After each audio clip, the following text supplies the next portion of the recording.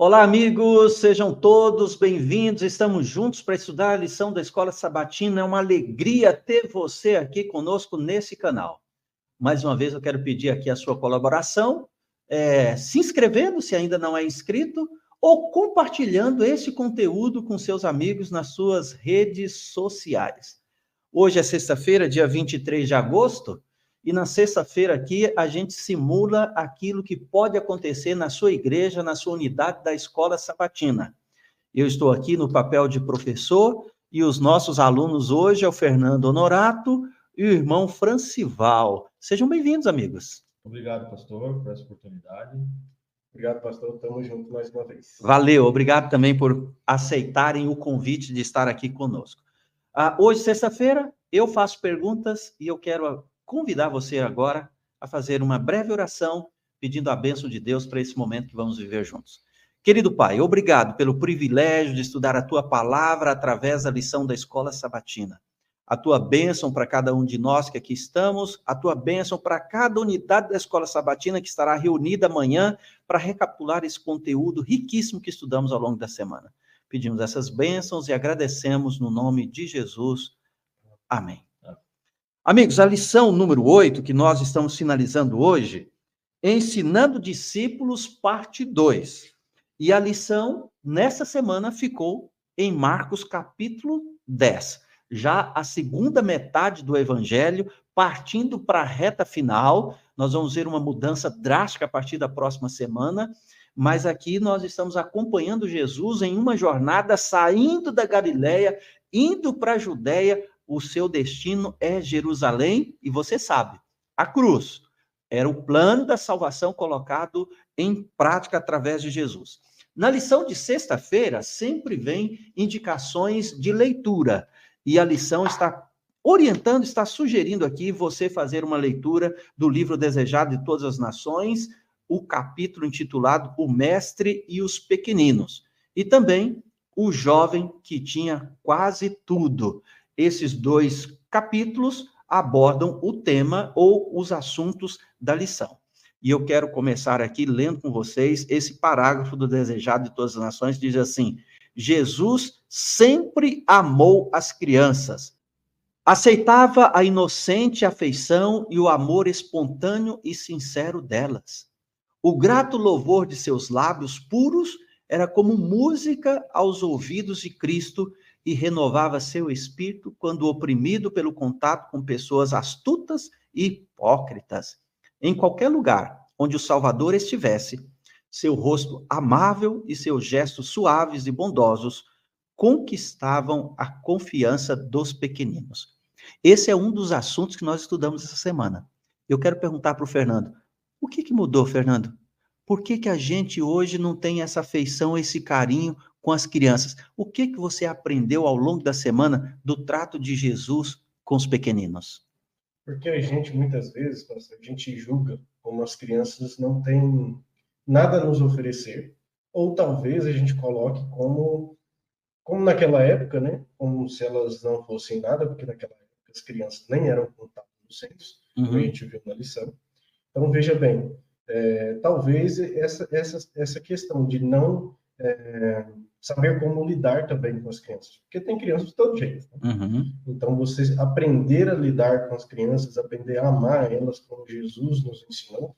Então, falta esse discernimento de amor próprio, que é a parte dos 10 mandamentos, para a gente saber como Jesus tratava não uma só pessoa, mas todas as pessoas. Irmão Francival, criança é uma bênção para a igreja ou é só para tirar o silêncio e perturbar o culto?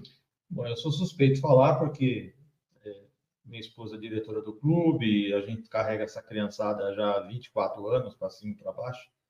E enquanto o pastor estava falando aqui, me veio na mente o momento em que Jesus ocorreu esse episódio. Então, Jesus, ele baixou, para falar. Se colocou ao nível da criança, né? Se ajoelhou, né? E às vezes a gente, adulto, como o Fernando citou, a gente esquece que a gente foi criança, que foi problemático, que foi impaciente, que foi arteiro, que foi até desrespeitoso, né? Então, esse episódio aí da vida de Jesus tinha o objetivo de impactar os discípulos, que eles tinham que mudar o tratamento deles. E eu, particularmente, pastor, eu até marquei na minha lição aqui, eu acho que um líder da igreja que não tem afeto com crianças, ele não merece o cargo de líder. É a opinião minha. Pesado, hein, essa Sim. fala do irmão? Então, há mais de 30 anos atrás, aconteceu na nossa igreja, não era aqui, era no prédio antigo, 3 juvenis estavam na sala das mães fazendo o terror.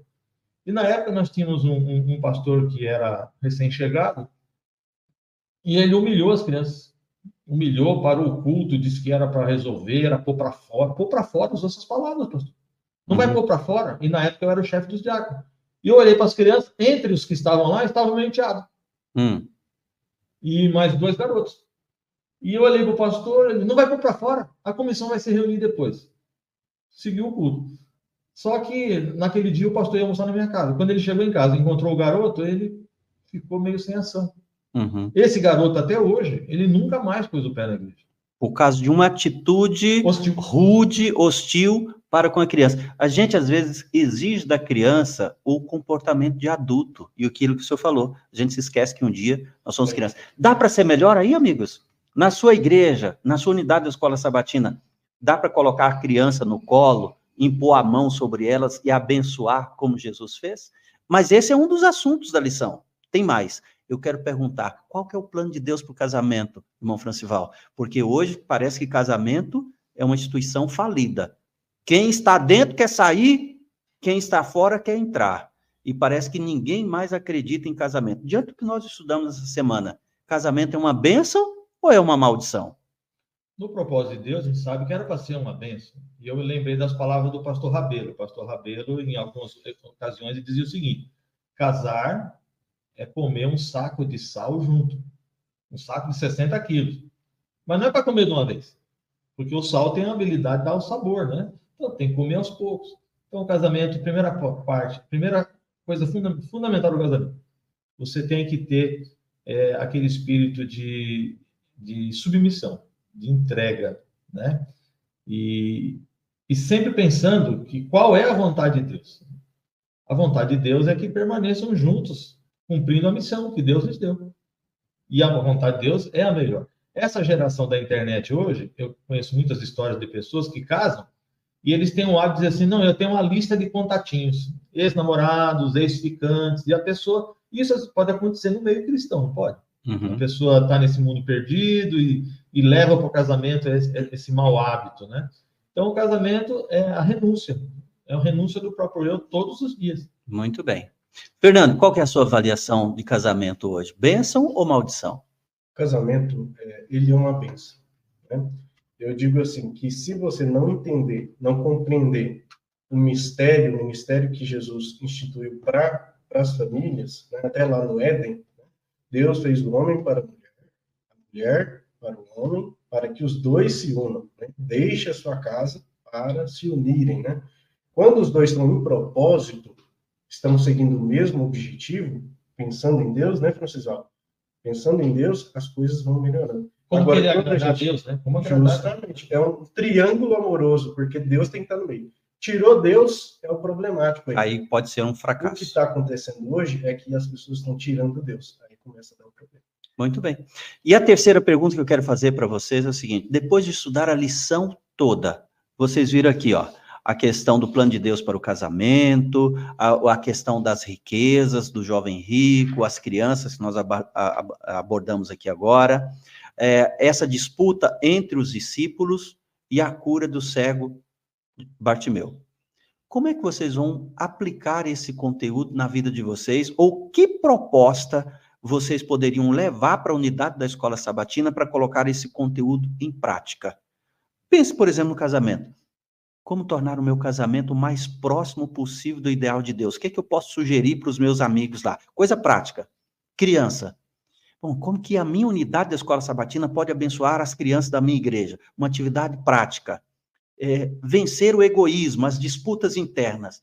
Que atividade eu vou propor para a minha unidade da escola sabatina para a gente morrer para o próprio erro?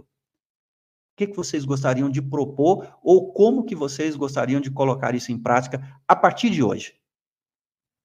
Querem pensar? É uma boa questão. Querem pensar? Dá uma sugestão prática, sabe? Para a gente não ficar só na teoria.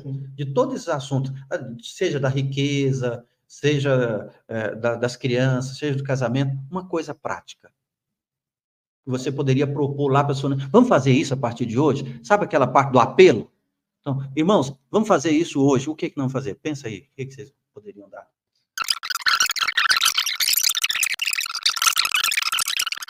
Então, pastor, eu penso nessa sugestão que nós recebemos aqui. Eu queria convidar a minha unidade da Escola Sabatina, tem uma classe diversificada, mas 90% são idosos, né? E eu queria convidá-los para que eles venham assistir no sábado à tarde o evento dos aventureiros, ou no domingo pela manhã, para eles se inteirarem de como é a atividade das crianças. E como eles podemos nos unir e pensar o que podemos fazer para ajudar essas crianças. Excelente! Você já pensou o impacto na vida desses meninos? Falar assim, olha, aquele tiozinho, aquele senhorzinho de cabelo branco lá da escola Sabatina, está na igreja sempre quietinho. Nossa, ele saiu de casa e ele veio passar um tempo comigo aqui. Vai ser impactante, hein? Que Deus abençoe a sua unidade lá nessa atividade. E você, Fernando?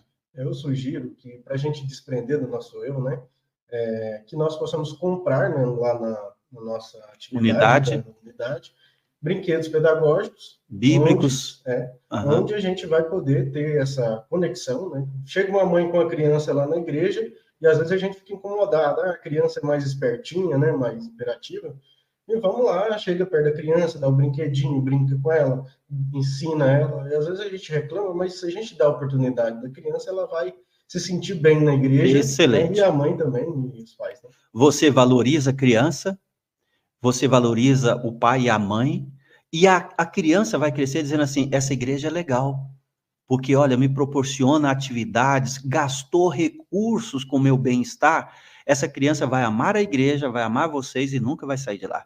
Parabéns! Eu quero dizer para você, da unidade da Escola Sabatina, para tornar esse conteúdo prático, não fique só na teoria.